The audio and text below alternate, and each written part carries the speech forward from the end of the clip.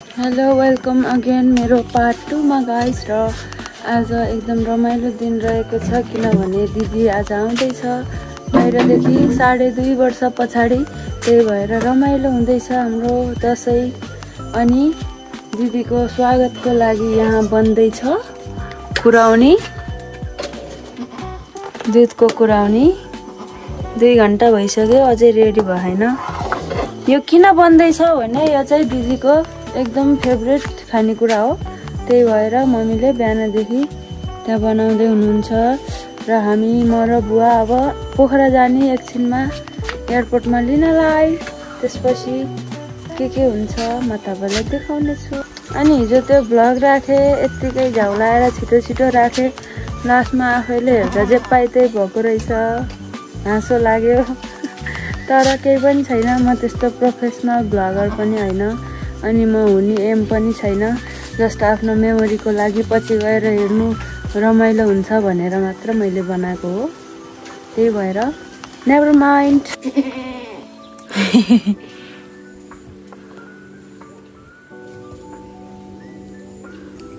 भाग्यमानी भएस, ज्ञानी भएस। यो चाहिँ मुक्तिनाथ गराएको थियो। त्यही भएर मुक्तिनाथको टिका दिदी लिन जान रेडी हुँदैछु तर गाडी नै आएन। कहाँ भन्ने अब हामी जाँदैछौँ दिदीलाई लिन। भर्खरै गाडी आयो, यताबाट आउँदैछ। तर यहाँ अचम्म के भयो भन्दा हामीले दिदीलाई कुरेर ल्याउनु पर्ने ठाउँमा दिदीले हामीलाई 1.5 घण्टा कुर्नु पर्ने भयो गाइस, किनकि यसले ढिला गर्यो। अब म पोखरा गएर भेट्छु।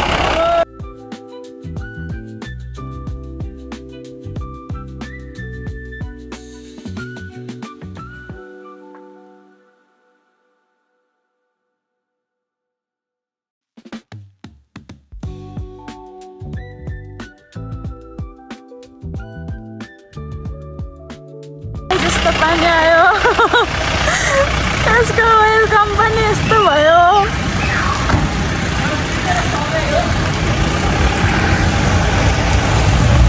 बुके सुके भएन, फुलले आइज फुलै भएन। के छ बुवा के ल्याए खान?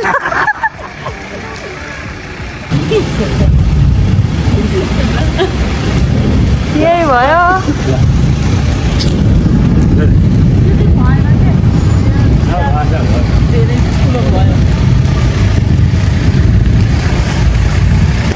यही भयो वेलकम। राम्रो भएन, गएर म घर गएर भन्छु।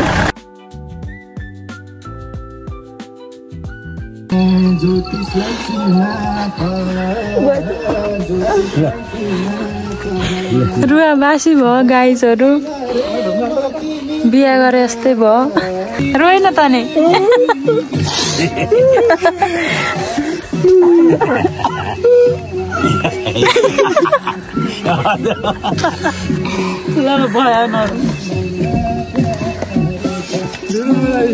यो मैले लजिक बुझिनँ गाइस। जाँदा त रोइयो ल, ठिक छ, आउँदा किन रुन्छन् होला। घर पनि आयो, लगेज पनि खोलियो, पानीमा रुजियो।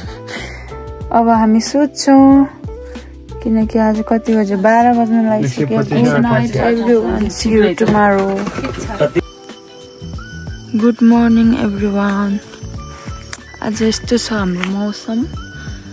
हिजो ढिला सुतेको भएर आज ढिला उठ्यो, नत्र भने आज अस्तिको माथि डाँडाबाट यस्तो राम्रो देखिन्थ्यो यो वाला भ्यू, क्लाउड वाला। तर अहिले ढिला भइसक्यो, गइसक्यो, शिट भयो नि त। अब यो केटाकेटीहरूसँग तास खेल्न हेर्नी ये टाइट पहिला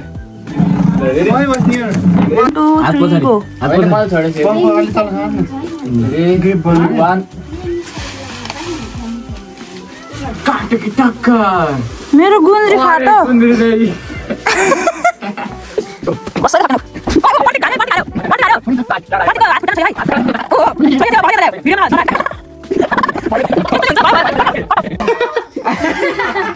यस्तो है टिपेर दियो यहाँ नै के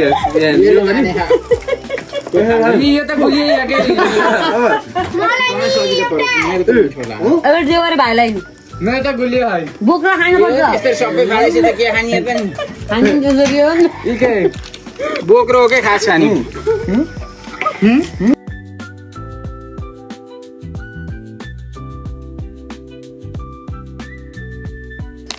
good morning everyone happy Dashain सबैजनालाई र आज दसैँको दिनको मौसम यस्तो छ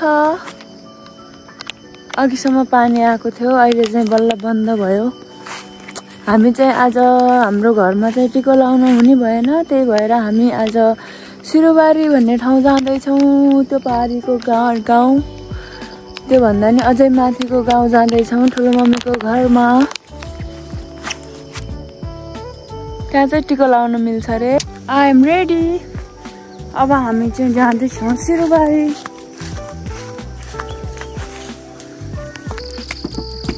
इन ड्राइभ हो हजुर कहाँ पुग्ने हो भकिमले जान्छ भकिमले त अलिक एक्स्ट्रा चार्ज लाग्छ के अरे बाटो अलिक नराम्रो छ चाहिँ हिँड्यौँ अब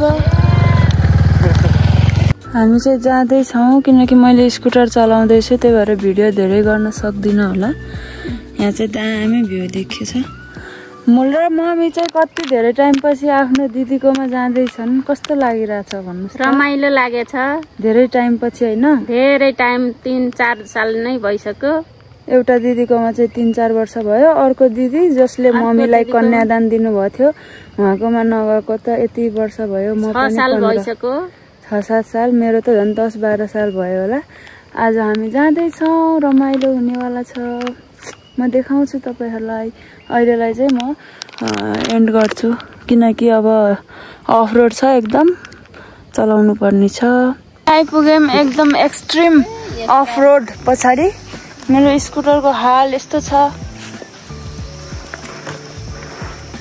अनि ठाउँ यस्तो छ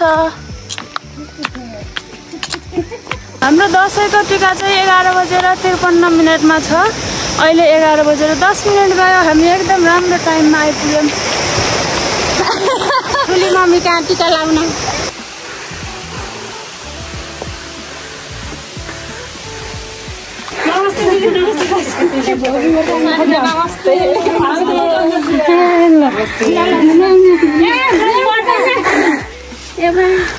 नमस्ते दिदी नमस्कार नमस्कार भाग्य बढोस् रोग नलास् निरोगी भए पुरो आइयोस् आँटे ताँतेको पुगोस्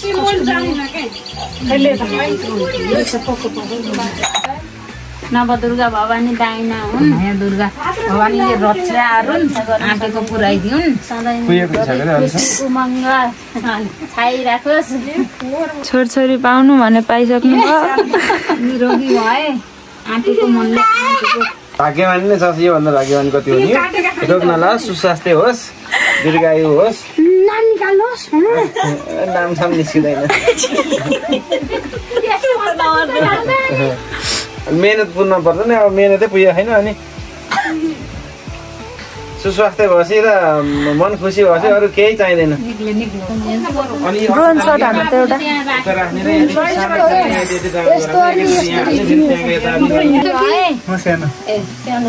पुरो आइयोस् पाओस् मनले जे भवानीले दाइना हुन् रक्षा हारुन्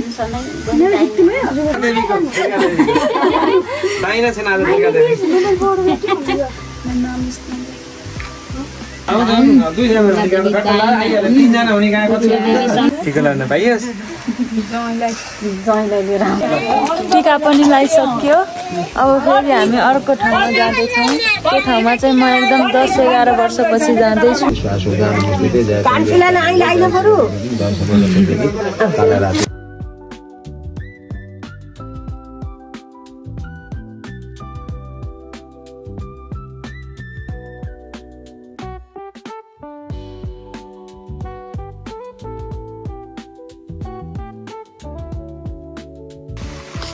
गाउँघरतिर यस्तो छ यहाँ लेखेको छ सार्वजनिक शौचालय तर चाबी भन्दा यो कसरी सार्वजनिक शौचालय भयो यता कतै चापी झुन्डा र छैन पानी आएर यस्तो भयो हामी चाहिँ त्यो अर्को ठाउँमा जाने भनेको के भयो भने त बाटो लास्टै अफरोड भएर हामी जान सकेन त्यही भएर मम्मी एक्लै हिँड्दै जानुभयो अनि हामी तीनजना चाहिँ ब्याक टु घर आयौँ ल हामी फर्किसक्यौँ घर हामी खास 2 ठाउँमा जाने भनेको जान पाएनौँ त्यही भएर हामी आयौँ यसको निधार खाली छ हामीले चाहिँ ठुलो मम्मीकोमा गएर लगायौँ अनि प्लेब्याक सिङ्गर छ त्यहाँ कति कालो मेरो दसैँको दक्षिणा आई एम रिच पार्टी दिन्छु म पार्टी अब धेरै स्पेसल केही हुन्छ जस्तो मलाई लाग्दैन भोलि बिहान उठेर पोखरा गइन्छ पोखरा गएपछि त्यही हो सधैँ जस्तो काम यताउता अब तपाईहरूले जसले पनि अहिलेसम्म हेरेर मलाई साथ दिनुभयो सबैजनालाई धेरै धेरै धन्यवाद भन्दै अब आउने शुभ दीपावलीको हार्दिक मङ्गलमय शुभकामना thank you for watching bye by